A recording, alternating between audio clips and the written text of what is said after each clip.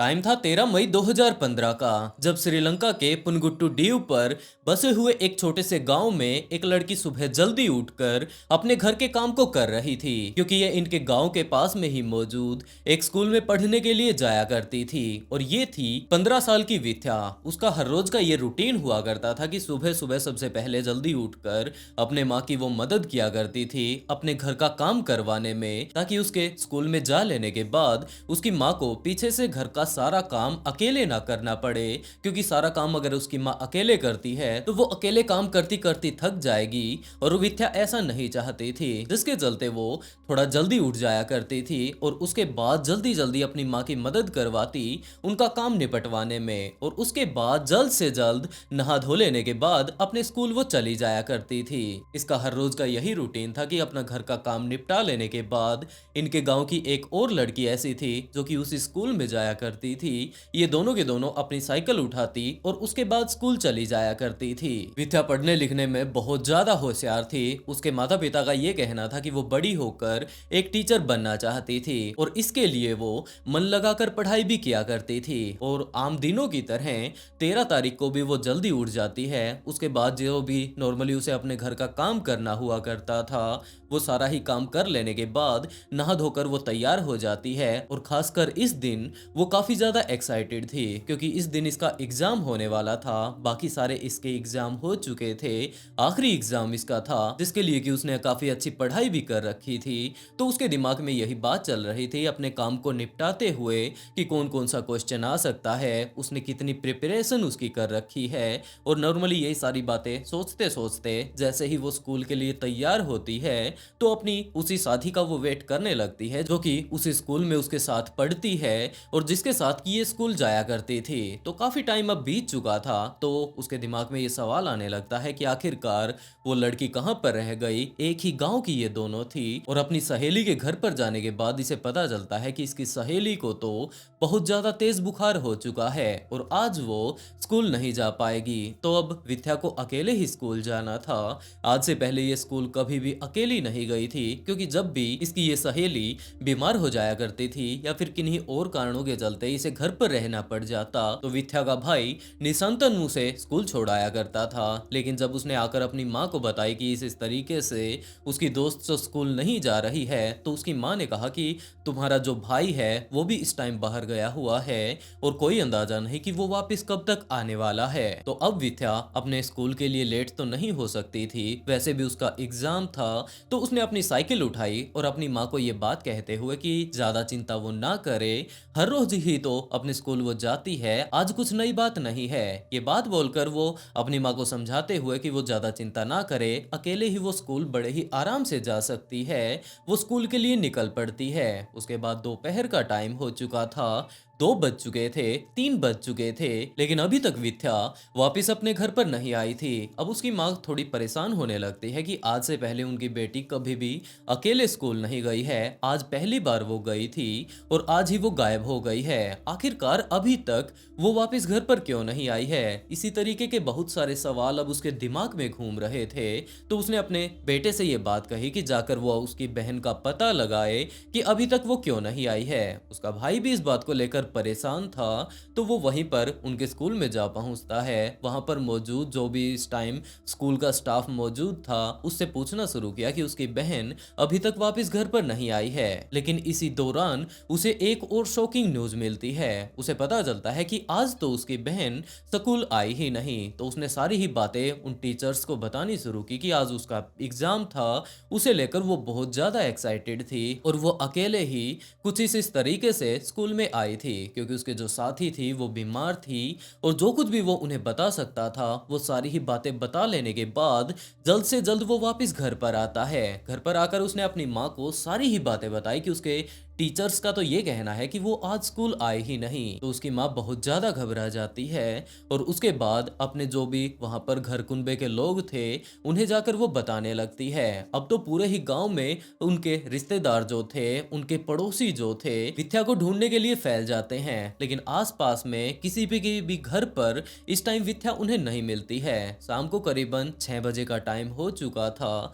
जितने भी जान पहचान के लोग थे वो उन सभी लोगों से पूछ चुके थे और आखिर में वो लोग पुलिस स्टेशन जा पहुंचते हैं। वहां पर जाकर विद्या की माँ ने पुलिस वालों को सारी की सारी बातें बताई कि जनाब कुछ इस तरीके से आखिरी टाइम में उसकी 15 साल की लड़की अपने स्कूल के लिए निकली थी, लेकिन अभी तक वो वापस नहीं आई है। दूसरी तरफ हम लोग जाकर स्कूल वालों से भी मिल चुके हैं, उनका ये कहना है कि वो तो स्कूल आई ही नहीं। तो हमें इस बात का डर है कि पता नहीं वो ठीक ठाक है या नहीं, या फिर उसके साथ कुछ गलत ना हो गया हो। तो प्लीज आप उसकी मिसिंग कंप्लेंट दर्ज कर लीजिए और जल्द से जल्द इस केस के ऊपर कार्यवाही कीजिए। लेकिन दूसरी तरफ जो पुलिस वाले यहाँ पर उसकी रिपोर्ट लिखने के लिए बैठे हुए थे, वो उसकी माँ की तरफ देखने लगते हैं और हंसते हुए उसका मजाक उड़ाते हुए ये बात कहने लगते हैं कि आप इतनी ज्यादा परेशान क्यों हो रही है, वो एक यंग जनरेशन की लड़की है, जरूर उसका कहीं ना कहीं अफेयर चल रहा होगा और मुझे तो ये भी लगता है कि शायद वो अपने प्रेमी के साथ कहीं पर भाग गई होगी। तो आप इतनी ज्यादा चिंता मत कीजिए,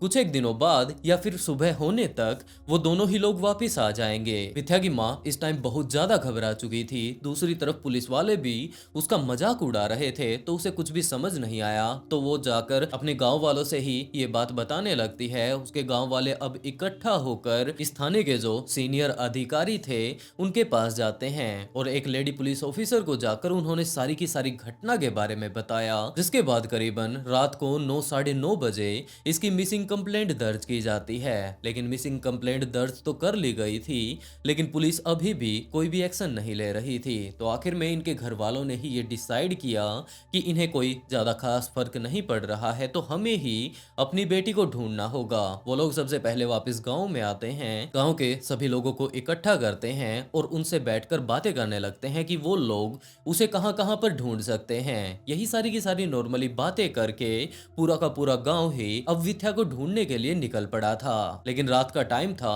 चारों ही तरफ बहुत ज्यादा अंधेरा था, तो वो लोग तो उसे नॉर्मली नहीं ढूंढ सकते थे और अगले लगभग 1.5-2 घंटों तक इस सर्च ऑपरेशन को शुरू हुए हो चुके थे। लेकिन उन लोगों के हाथ कोई भी ऐसा एविडेंस नहीं लग रहा था जिससे कि वो लोग इस बात का अंदाजा लगा पाए कि वो लड़की कहां पर गई होगी। अब वो लोग बहुत ज्यादा थक भी चुके थे क्योंकि पिछले काफी देर से वो इसे ढूंढ रहे थे। उसके बाद वो लोग पुलिस वालों के पास भी गए थे, लेकिन इन सारी ही चीजों का कोई भी फायदा नहीं होता है। तो अब सारे के सारे लोग वापस गांव में ही आ जाते हैं और उन्होंने ये डिसाइड किया कि अगली सुबह तक सभी लोग बड़े ही आराम से अपने आप को रिलैक्स कर लें, क्योंकि अगले दिन ये सारे के सारे लोग मिलकर उस लड़की को ढूंढने वाले हैं। वापस आकर सारे के सारे लोग खाना वगैरह खा लेने के बाद सो जाते हैं और अगली सुबह 5 बजे ही ये सर्च ऑपरेशन इस गांव के द्वारा शुरू कर दिया गया था। सारे लोग जगह जगह पर इस टाइम फैल चुके थे, एरिया इस टाइम बांट लिए गए थे कि ये टीम उस तरफ जाएगी, वहां पर मौजूद सारी ही जगह को छान मारेगी। इसके जितने भी यार रिश्तेदार हैं उन सारी ही जगहों पर एक एक व्यक्ति को भेज दिया गया था। और दूसरी तरफ इसके भाई निशांतम ने भी अपने सारे ही दोस्तों को इस टाइम बुला लिया था जो कि आसपास के गांव में रहा करते थे और उन्हें सारी की सारी बातें बता दी। वो सारे ही अब तैयार हो चुके थे कि ये बताओ कि आगे का प्लान क्या है और हमें करना क्या है। तो निशांतम ने अपने दोस्तों को इकट्ठा करके अपने साथ उनके गांव के 2 और कुत्ते उन्होंने अपने साथ ले लिए थे और अपनी बहन को ढूंढना शुरू कर दिया। ये लोग इसी तरीके से ढूंढते ढूंढते उन्होंने शुरुआत कुछ इस तरीके से की कि ये लड़की इस गांव से निकलकर अपने स्कूल की तरफ जा रही थी, तो पूरा का पूरा रास्ता ही वो लोग अब छान मारने वाले थे। और बीच रास्ते में जितने भी वीरान पड़े घर थे, खाली पड़े हुए खंडर घर थे, उन सभी को वो लोग लगातार छानते जा रहे थे। ये लोग अपने गांव से करीबन इस टाइम 1.5 से 2 किलोमीटर दूर आ चुके थे और इसी टाइम जब वो लोग खेतों की तरफ जाने लगते हैं, इसी तरीके से छानबीन करते करते, क्योंकि यहाँ पर एक वीरान घर मौजूद था, तो निशांतम को उसकी बहन की साइकिल यहीं पर खेत में गिरी हुई मिल जाती है। वो वहीं पर जाने लगता है और इसी टाइम उसने सामने ही देखा कि यहाँ पर लगभग 1 किला आगे ही एक खंडर टाइप का घर भी मौजूद है, जहाँ पर कि इस टाइम कोई भी नहीं रहता है। तो वो अब डरा हुआ, घबराया हुआ उसी तरफ जाने लगता है। कुत्ते भी इस टाइम उसके साथ ही मौजूद थे। एक कुत्ता उसने अपने साथ साथ ले रखा था, तो वो कुत्ते भी उसी तरफ भौंक रहे थे। तो निशांतम जैसे तैसे कर अपने कलेजे को मजबूत करके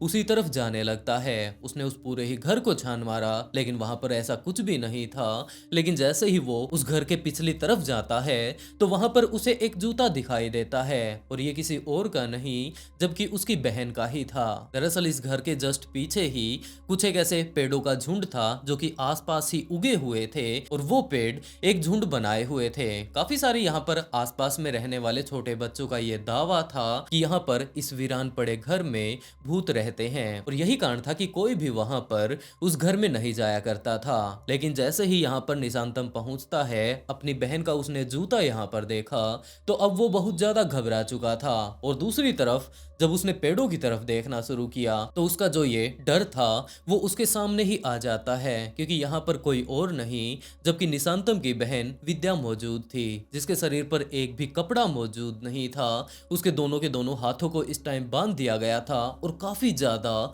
बुरे हालातों में वो यहाँ पर पड़ी हुई थी। इसके मुंह पर पूरा का पूरा सोजन आया हुआ था, और वो अपनी जान गंवा चुकी थी। निशांतम इस चीज को नहीं देख पाया। जैसे ही उसने पहली बार में इन सारी ही चीजों को देखा, तो उसने चिल्लाना शुरू कर दिया। उसके दोस्त भी यहीं पर आसपास में उसकी बहन को ढूंढ रहे थे।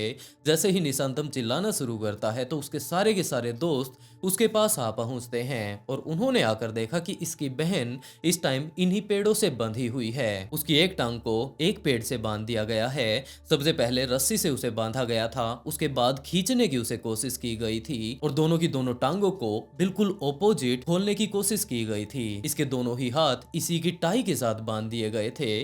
पूरा का पूरा इसका मुंह सूजा हुआ था, और ये अपनी जान गंवा चुकी थी। कुछ एक दोस्त इसके वापस गांव में जाते हैं। वहां पर मौजूद जो लोग इसे ढूंढ रहे थे उन्हें इन्फॉर्म करते हैं, और कुछ ही देर बाद पूरा ही गांव यहाँ पर आ पहुंचता है। जैसे ही निशांतम ने अपनी बहन की ऐसी हालत देखी, उसके परिवार वालों ने उसे देखा, तो उसका रो रो कर बुरा हाल हो जाता है। अगले काफी देर तक ये लोग यहीं पर खड़े रहते हैं। वो लोग अब कुछ भी नहीं कर सकते थे, जिसके तौर पर अब आखिर में दोबारा से पुलिस को इन्फॉर्म किया जाता है। लेकिन वो पुलिस वाले जो कि एक टाइम में ये बात बोल रहे थे कि जरूर तुम्हारी लड़की किसी के साथ भाग गई होगी, इस बात को जान लेने के बाद भी कि उस लड़की ने अपनी जान गंवा दी है, इस केस के ऊपर कोई भी हरकत नहीं करते हैं, कोई भी एक्शन वो लोग नहीं लेते हैं। जबकि ये बात उसी टाइम क्लियर हो चुकी थी कि अगर पुलिस उसी टाइम कोई ना कोई कार्यवाही कर देती, जिस टाइम की इसकी मिसिंग कंप्लेंट दर्ज करवाने के लिए इसके परिवार के लोग पुलिस के पास गए थे, तो शायद इसकी जान बच जाती।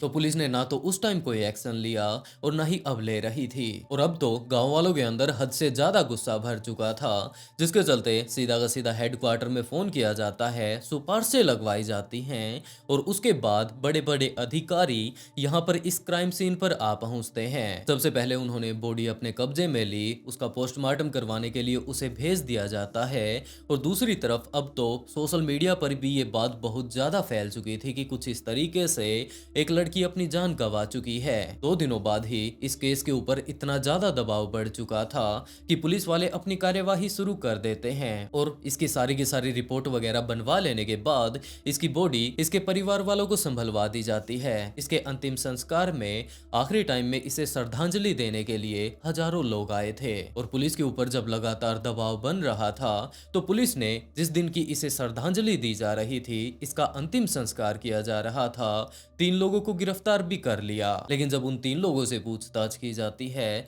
तो 5 लोगों का और भी नाम सामने आता है। पुलिस वाले उन 5 ही लोगों को इस टाइम गिरफ्तार कर लेते हैं, लेकिन इनके अलावा एक व्यक्ति और भी मौजूद था। और इन 5 लोगों से जब पूछताछ की जाती है, तो ये बात पता चलती है कि जब आखिरी टाइम में विद्या को श्रद्धांजलि दी जा रही थी, उसका अंतिम संस्कार किया जा रहा था, तो ये 5 लोग भी वहां पर उसे श्रद्धांजलि देने के लिए गए थे, क्योंकि इन लोगों का ये दावा था कि अगर हो सकता है ये लोग वहां पर नहीं जाते हैं, पुलिस वाले इनके ऊपर कल को इन्वेस्टिगेशन करते हैं, तो ये बात पता चल जाएगी कि ये लोग वहां पर नहीं आए थे, और जरूर ये लोग भी इस केस में शामिल हैं। तो अपने आप को बिल्कुल नॉर्मल दिखाने के लिए वो लोग वहां पर गए थे। और उसके बाद इस केस में इन्वॉल्व एक और व्यक्ति महालिंगम शशि कुमार को भी गिरफ्तार कर लिया जाता है। पहले तो पुलिस इसे गिरफ्तार ही नहीं कर रही थी, क्योंकि ये काफी ज्यादा जान पहचान वाला व्यक्ति था। इसकी काफी सारे मंत्रियों के साथ जान पहचान थी, और इसके अलावा उसके काफी सारे गैंगस्टर्स के साथ भी कॉन्टेक्ट थे।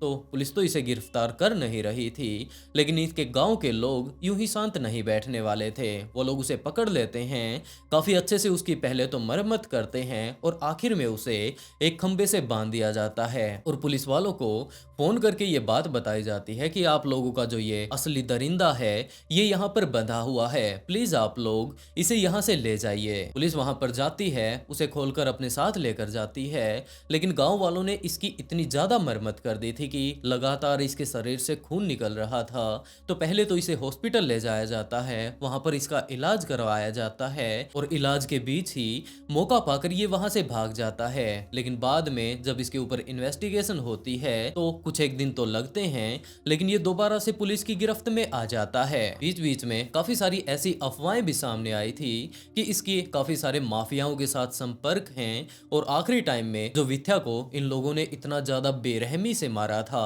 उसकी इसने वीडियो भी बनाई थी, जो कि वहां पर ये माफियाओं को बेचना चाहता था। लेकिन इस बारे में कोई भी कंफर्मेशन नहीं हो पाई कि इसने सच में ही वीडियो बनाई थी या फिर ये वीडियो वाला मामला यूं ही बोला जा रहा था। अगले लगभग 2 सालों तक इन लोगों के ऊपर केस चलता है और ये बात पता चलती है कि इन 9 लोगों में से 2 लोग तो बेकसूर हैं जिन्हें की बाइज्जत बरी कर दिया जाता है, लेकिन बाकी बचे हुए 7 लोगों को फांसी की सजा सुनाई जाती है, जिसमें कि शशि कुमार भी शामिल था। वैसे दोस्तों आप लोग इस घटना के बारे में क्या सोचते हैं? अपनी राय कमेंट बॉक्स में जरूर बताइएगा, क्योंकि मुझे ये लगता है कि अगर पुलिस उसी टाइम अच्छे से इन्वेस्टिगेशन शुरू कर देती तो उस लड़की को बचाया जा सकता था। वैसे दोस्तों आज के लिए बस इतना ही, और इसी तरीके की काफी सारी ट्विस्टेड स्टोरी मैं यहाँ पर लेकर आता रहता हूँ। तो अगर आप लोगों को कहानी सुनाने का तरीका अगर पसंद आया हो तो वीडियो को लाइक कर ब्लडी फाइल्स को सब्सक्राइब जरूर कर लें। और इसी के साथ दोस्तों आज का शाउट आउट दिव्या छत्री को, and write a beautiful comment to get shout out in next video.